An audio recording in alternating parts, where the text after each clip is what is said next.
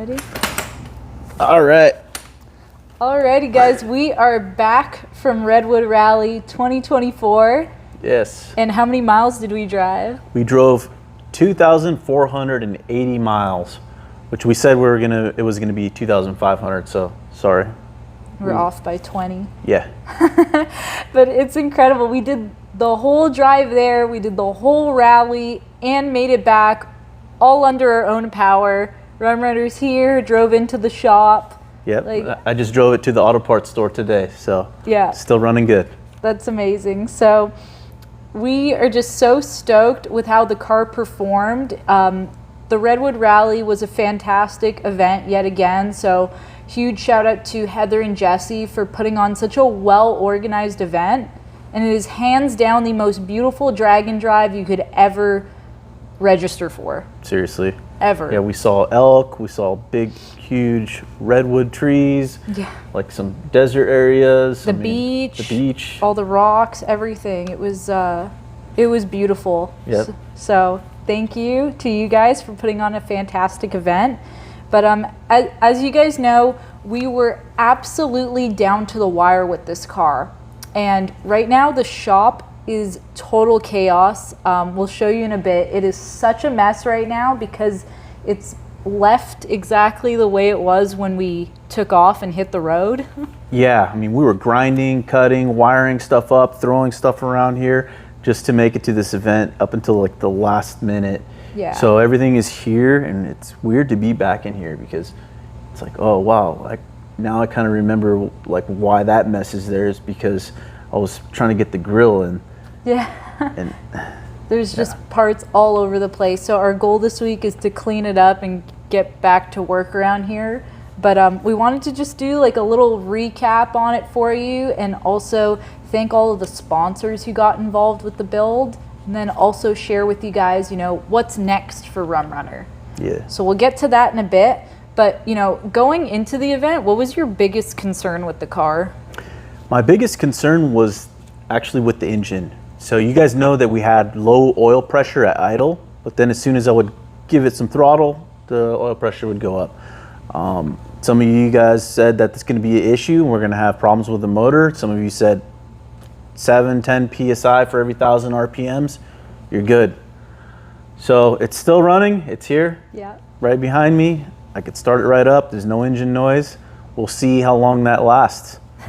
I have good faith in this car now. I feel good about it. It's been thoroughly tested. Mm-hmm. I think my biggest concern as well was with the engine, just knowing that him and I put it together, and it was both of our our first big block Mopar build, and they are a little different than a big block Chevy or the equivalent. So it was just a different experience putting it together, and I thought if anything's gonna fail, it might be that.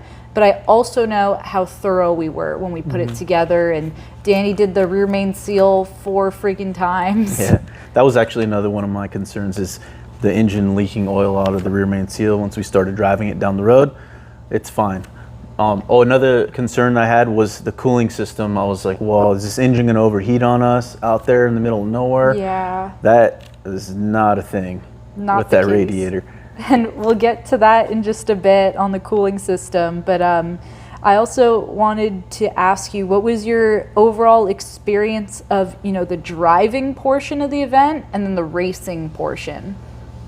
The driving portion was a lot easier than the racing portion for me, just because the car was really confident, inspiring when I would drive it. At the racetrack though, I hadn't gone fast in this car yet. I didn't know if it was going to get unstable at higher speeds, or like the shifting, or I'm going to break something, or the engine's going to blow up. I didn't know.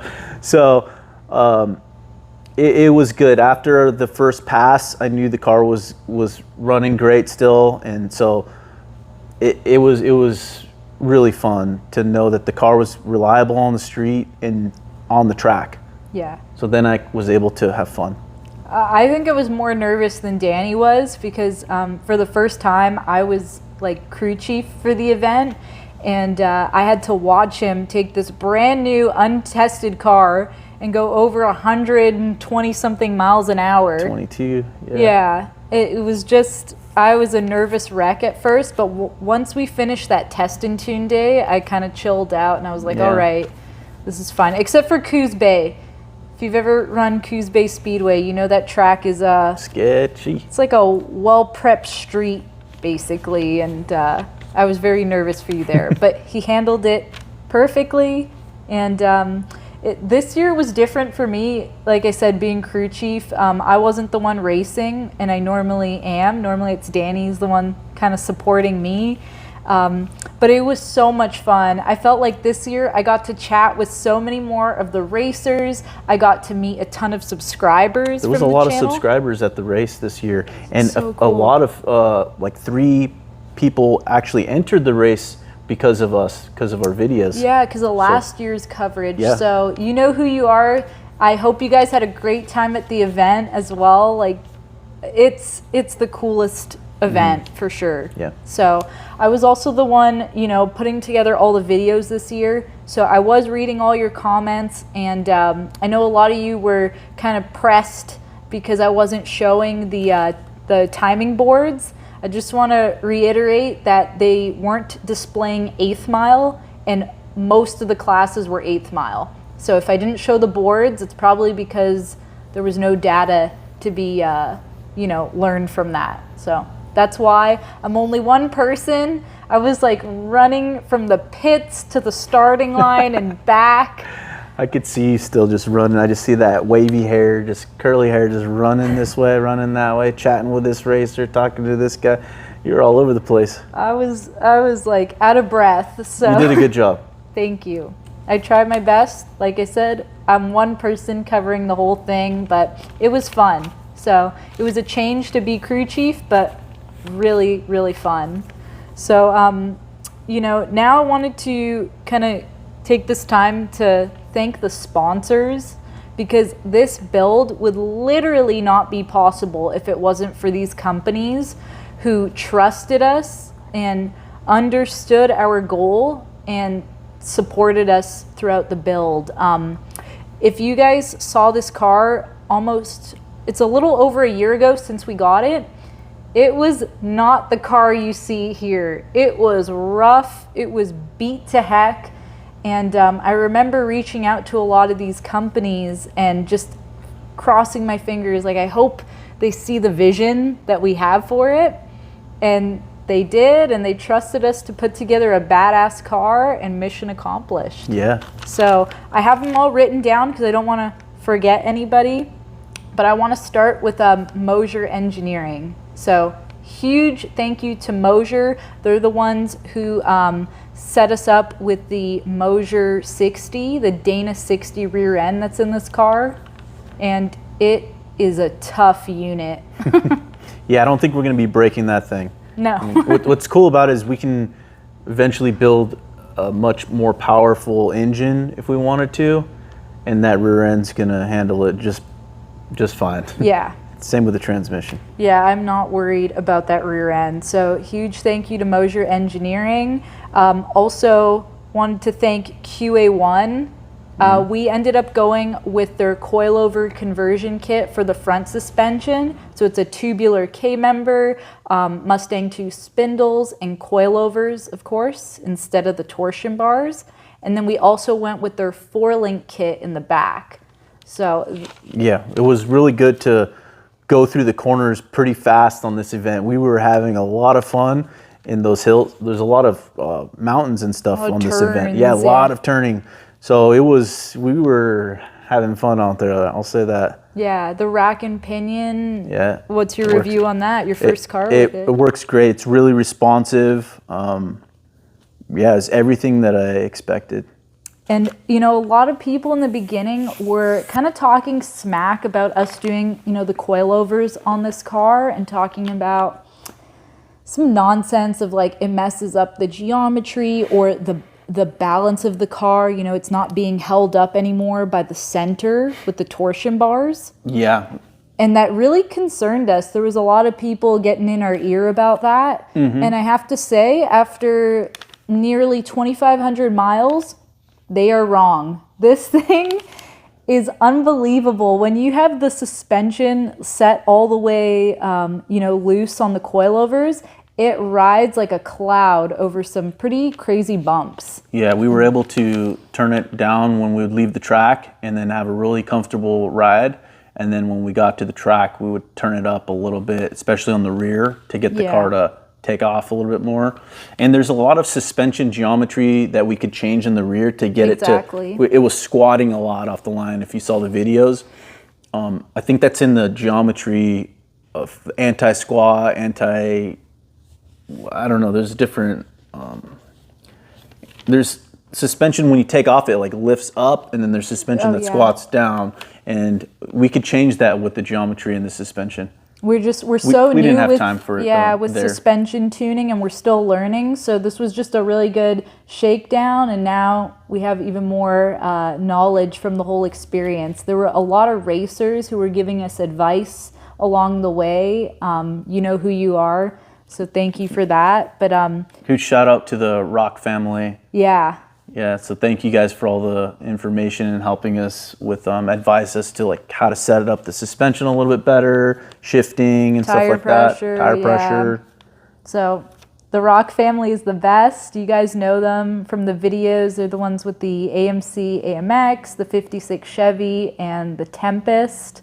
So just massive thank you as well to QA1, because this trip was so comfortable and the suspension worked phenomenally. So also on the list here is Auto Metal Direct. So they're the ones who provided a ton of sheet metal for this car, because as you guys saw, it was really beat up, and we thought if we're gonna do a 68 Charger, we got to do it right. And Auto Metal Direct literally makes everything for these cars.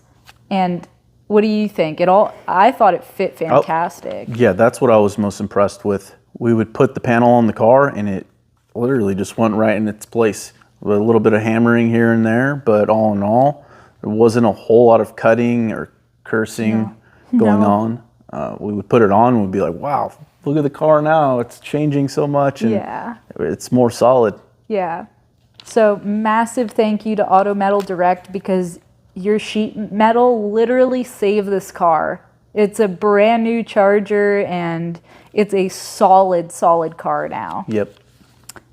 Also on the list, massive thank you goes out to Tick Performance. We were chatting with them for a while. We're big fans of Jonathan Atkins and Grubworm. We watch all the races with that car, big fan of it. And we knew we wanted to work with Tick Performance on a transmission for this thing. We just wanted the best.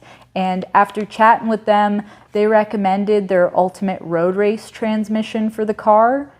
And this thing is bulletproof. Yeah. I mean, it is awesome to have 6 gears behind a big block Mopar. That's just something you don't see that often. You'll see a 6-speed behind a LS or even a small block Chevy, but a big block, that's pretty cool. And the 6 gear on the freeway, oh, that was perfect, because we were able to cruise at 80 miles an hour. We would leave the track and we would just be passing people on the freeway. That was really cool to be doing 80 miles an hour down the road. And it was fun. It's smooth because we have the polished gears in there, so you can really feel it when you shift gears. It's a smooth transmission. Yeah. And so maybe, what do you think in the future? Do you want to add like a transmission cooler or? Yeah, this transmission has the capability to add either an oil cooler or a transmission cooler, because it has a pump on it and it pumps the fluid through the transmission. And that's their patented deal that they do. But I might add that later, especially if we do a cross-country road trip in this car.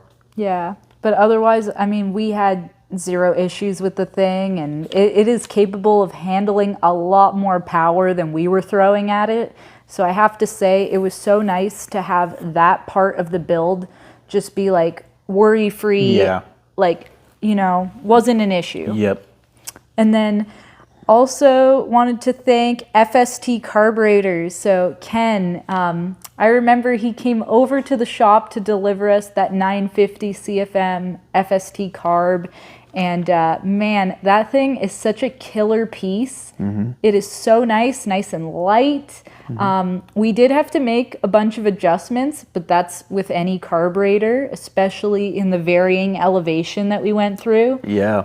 But it is such a nice unit, very easy to work on, no leaks. That's the biggest thing, is the gaskets and all that. Yep. It is just a good, well-built carburetor. And it's a good looking carburetor. That's probably my favorite part. It Yeah. looks killer on there. It looks great. It responded well to all the tweaks, that Kevin did to it. So thank you, Kevin, for helping us tune the carburetor. We learned a lot from you, and I'm actually really excited to get in there and start applying some of the things that you taught us to this car, because when we would drive it in different elevations, we noticed the car would act a little bit different. Yeah. And we would call Kevin up and be like, hey, what should we do? He'd be like, all right, turn the idle mixture screw up just a little bit to the right, feel the fenders, is it getting smoother? All right, right there.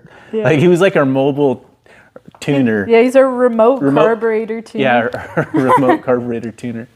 So, thank you. So thank you to FST. Thank you to Kevin for the solid advice. I can't wait to get one of those carburetors on my next build. Yeah. They're nice. Also want to shout out Willwood Disc Brakes. So we went with their Dynalite Pro kit front and back. Our biggest goal with the car was to lighten it up as much as possible. And the Dynalite Pro series has their aluminum hubs, which shaves a ton of weight from the brakes. And then we also went with their manual master cylinder and their clutch and brake pedal kit. Yeah, that made it really easy to install on my part. Just a couple holes through the firewall, bolt those in there. You have a clutch cylinder and a brake master cylinder. Just hook up 2 lines to them and you're good to go. We didn't have a chance to break in the brakes around here. Yeah. The break-in period for it was on the road when we went to the event. It was pretty confidence inspiring though to know that we had a name brand, because I just knew it was going to work. If you get something off of eBay or any other company, you could have issues with it, but since they're a more high-end company, I was confident we weren't going to have any problems. Yeah, we've run their products before on other builds and never have any issues, so it's just a name you can trust. And like I said, if you're looking to save some weight, check out their Dynalite Pro series. Thank you, Caleb, for helping us out. Yeah, and getting us all the right parts the first time. Caleb was a huge help. I hope you're watching. Yeah. So thank you, Willwood. Also wanted to shout out Holly and MSD. Holly supplied the retro brights on the car, and MSD supplied the ready to run distributor. Yeah. So what are your thoughts on the retro brights? The retro brights are amazing because they don't blind other cars. I've had other headlights in the past that you turn them on and they're bright, but they just are bright everywhere. The retro brights are nice because I noticed they're bright here and down and not so much up. So, but if you turn the high beams on though, you're gonna have some people flashing their lights at you though, because these things get down. Yeah. The distributor didn't give us any issues. Nope. Did what it was supposed to do, so that's 100%. Yeah. So thank you to Holly and MSD. Honestly, the retro brights have now become an absolute staple for us. In any classic car we build, we will be purchasing them because they just look so good. They got the classic look to them, still that classic yellow light, but they work. And so really you can actually drive your stuff at nighttime. And they plug into the factory socket, so you don't need any additional modules or anything like that. So if you're looking for better lights, retro brights. Also wanted to thank Speed Hut and Shannon at Redline Gauge Works. So, we've been talking to Shannon for a while. We really wanted gauges for this thing, kind of unsure the direction we wanted to go. And he recommended Speed Hut. And man, thank goodness for them, for Speed Hut. They had such a quick turnaround on these custom gauges for the car. It was like a week and a half they got them to us. I couldn't believe when they showed up. Yeah. They look amazing and everything worked on them. So that was pretty cool. They have a bunch of additional features in there that we just didn't have quite enough time to take advantage of. Yeah. But now that we're back, we can really dig into them and personalize them a little bit more. But I mean, the speedometer was really cool. The GPS Yeah, the GPS speedometer was nice because we didn't have to run a wire to the transmission or nothing. It's just one sensor to the dash, power on the ground, and the thing works. Yeah, that's been my favorite part about those gauges is not only do they look fantastic and like feel quality, but it was how easy they were to install with everything. I was shocked at how easy they are. Especially with our time crunch, like just to have that part be pretty much like plug in and go was like so important. So huge thank you to Speed Hut and to Shannon at Redline Gauge Works. Also on the list, a huge star of the show was Harm Mufflers. Yeah. So Lou over at Harm Mufflers. Yep. So you guys know we put an aluminum exhaust system on this car, 3.5 inches all the way to the back. The mufflers are even aluminum. Yep. So we saved a ton of weight by going to aluminum, and the sound is really unique. There was a few people at the race that were like, what is that? Yeah. And they were looking underneath the car and checking it out, and they're like, oh, maybe I'll run that next year, you know, if it's reliable enough. And I mean, we drove 2,400 miles, haven't had one issue with this exhaust system.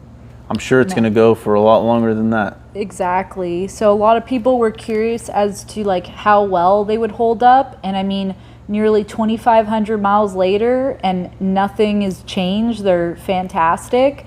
I mean, that's more than most people put on their cars, like their fun cars, in a year. Yeah. So Lou, if you want to get a hold of an aluminum exhaust system, get a hold of Harm on Facebook. Yeah. He doesn't have a website yet. It's kind of a smaller business, but very good at communicating. If you write him a message on Facebook, he'll respond to you. You get his contact information there. Very good at communicating with you. yeah, that was fantastic. He kept us informed as to like where the parts were, like tracking really quickly. That was huge for us because again, we were kind of nearing our deadline and we really needed the stuff, and he made it happen. Yeah, thank goodness he got us that system when he did. Yeah, so definitely tell Lou that Gnarly Speed Shop sent you if you guys end up reaching out. So the hands down the best sounding car in our whole fleet. So if you need aluminum exhaust, you know where to go. Also want to say thank you to Painless Wiring because again, with the time crunch, they came in at the last minute and they really made it a lot easier for us to finish up our street car. So if you guys know drag and drives, in order to qualify as a street car, you need to have functional lights. So not only low beams and high beams, you need to have parking lights, you need to have turn signals, you need to have a horn, you need all these like necessities to be deemed a street car. And their harness came in at the right time. We basically wired it up 3 nights before we left. Yeah, that's true. I mean, there was a lot of cursing involved with this too. There's so many wires and you're under this deadline. So that's on the back of your mind while you're trying to concentrate on what wires are supposed to go where. But ultimately it was all there and it all worked out the first time we installed it. Yeah. And there's still a ton of wires that we kept because we're going to add certain things later. So it's nice to have those options. Yeah. But it's on there and it all worked and it didn't give us any issues. Yeah, so now we have new wiring in the car, so it's kind of like peace of mind there. We're going to make it a lot nicer. We just kind of put it together. But just wanted to say thanks to Painless for getting that out just in time for the event. And then major thank you. Absolute star of the show was Delta PAG with their cooling system. Yeah, that was one of my main concerns, was this engine overheating while we're out in the middle of nowhere. And it didn't take very long for me to realize that that radiator is super efficient. I mean, we have a 160 degree thermostat in there. Driving down the road at 95 degrees in the desert, going up big hills, it didn't get over 160. I almost thought the gauge wasn't working because I was like, how can this be? We got a big block, 500 cubic inch engine underneath the hood, and it's hot, We've been driving for a long time. Yeah. Like, surely it should get over 160. That's a monocore radiator in there, meaning it has one row, and they just have it figured out. It was incredible. The fans came on, 10 times probably in the entire 2,500 miles. Yeah. They don't even need to come on. It's weird. It's really weird how that radiator works. I just don't even understand it. It's magic. But if you talk to John at Delta PAG, he'll go into all the science behind it. He's so passionate about what he does, and he has it so figured out. So if you guys just need a cooling system that works, even if you don't need a radiator, you know, his brushless fans are so quality. I have a single 18-inch on the Tempest. Never overheat, never have issues. So let them know Gnarly Speed Shop sent you. And it was the star of the show for me. Yeah, I mean, Alan runs them too on his car. And he's like, I have never had an issue. He's like, I just have one single one on his big block. And he has a really big engine in his car. I forget what he has, but I mean, his is very rowdy, and he's got a whole drag car on his hands. So, thank you so much, John. Thank you, John. We can't say it enough. Like, that was just peace of mind the whole trip, not seeing that temp climb. We had a lot of friends who had overheating issues on the trip, and for us to have this like big block, it was great. So, thank you. Also, want to give a shout out to O'Reilly Auto Parts, especially our local store, all the guys there. We bug them so much. So many phone calls, so many deliveries. Yeah. So many part store runs.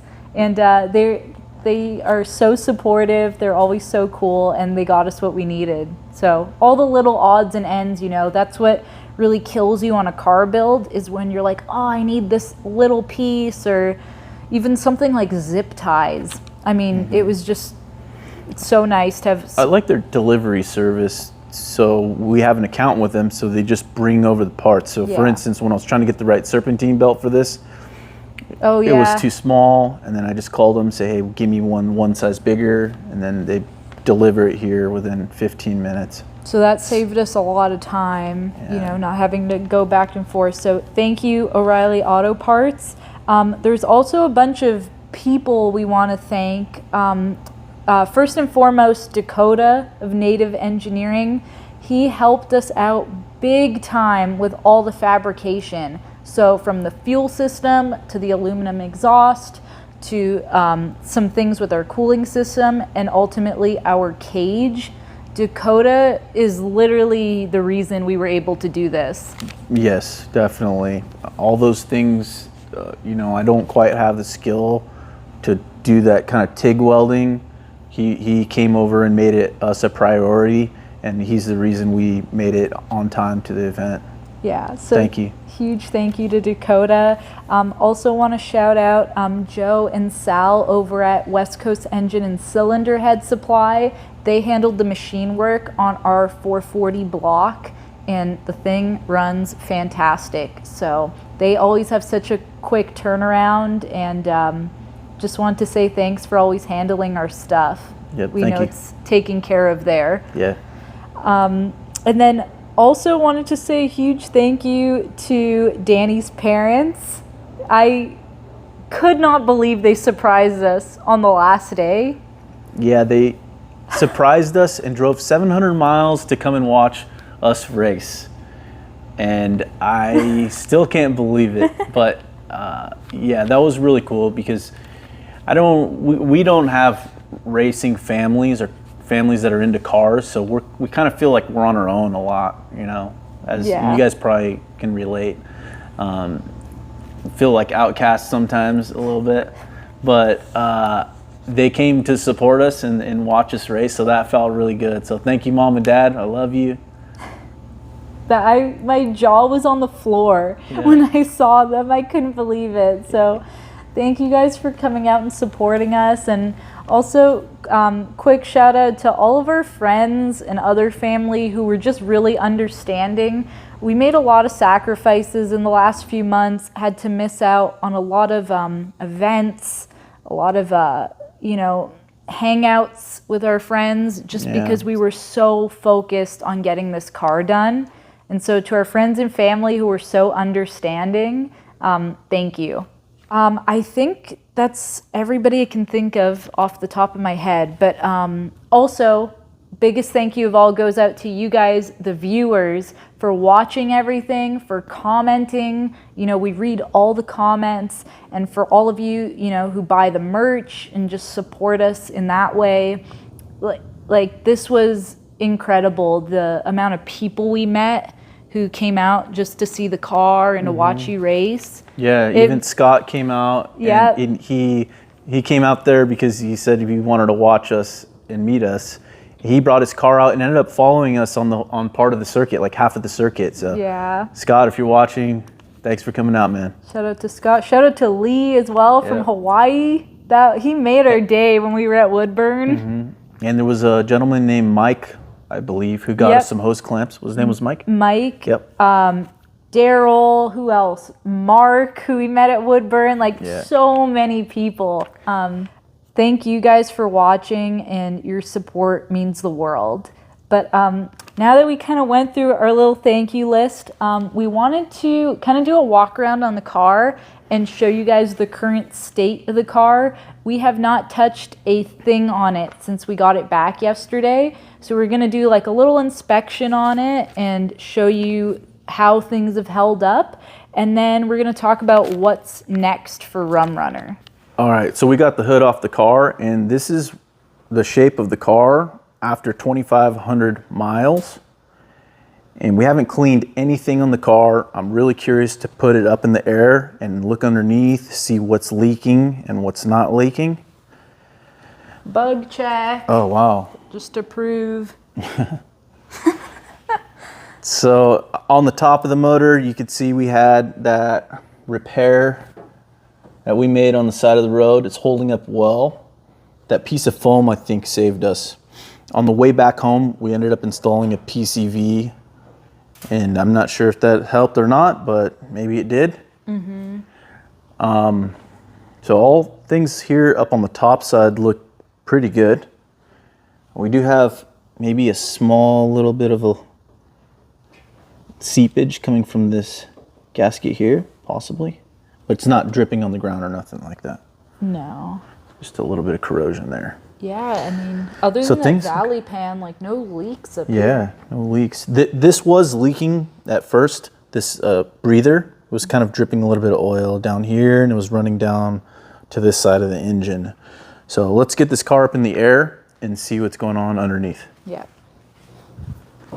All right, this is a first look at the underside of the car since we got back from the trip. We have not wiped down a single thing, so this is as real as it gets. Take a look. Okay, we're gonna start here from the front. And one thing I really hate is oil leaks. So if we look up here, looks pretty darn good on the front side. There may be a slight amount of oil seepage like right here. We'll look into that later. But wow, I'm very impressed. Look at the rear main seal is not even really leaking. And I think this, yeah, you can see there's some oil from up there. That's from that rear, or the valve cover thing. I think it was leaking down this way and kind of coming along this side. But as far as the rear main seal, look at that. It's dry. All this is... We can't talk about it. Okay, we can't. That's what they say. I don't believe that crap. We could talk about it. They say if you talk about your rear main seal, then it'll leak. Is that what they say? Yeah, but... Yeah, I don't buy it. Yeah, so, okay. The transmission, I'm looking everywhere. I don't see any fluid. Yeah, I don't see any leaks there. Going over here to the back. The exhaust looks good. Wow. I mean, I don't even see a drop of oil here either. I mean, look at just the a lot of exhaust. grime and dirt on the exhaust system, but... Yeah, no cracks. No exhaust leaks, Wow. that's for sure. We did a good job. We really did. Oh my goodness. And no scrapes on the exhaust system Yeah. anywhere. We got it tucked up here pretty good. Oh, here's all the suspension. Wow, pretty impressive. Wow. So, all right, all these parts are drag and drive approved. They work great. I'm stunned right now. I was really expecting like leaks and stuff. I was not sure what was gonna happen. I know. I'm really happy with the motor right now. I mean, usually on older cars, this is just, look at this. This is just dirt. What the heck? How do you get a Mopar that doesn't leak all over the place? Yeah, it's crazy. Oh, that's another thing I forgot to mention. This is also from Auto Metal Direct. A lot of people were asking what this is. Is this for a Charger? This is actually for a 69 Camaro. And it's a little plastic splitter. Mm-hmm. A lot of people really liked it and wanted to know about it, so I thought I'd mention that. And then our Genki parking lights are going to be swapped out. We got the originals showed up. We have them in a box over here in the pile. We're going to swap those out for the original ones, but those got us by. Yep. So what's next for Rumrunner? Well, we're going to drive them around and enjoy them.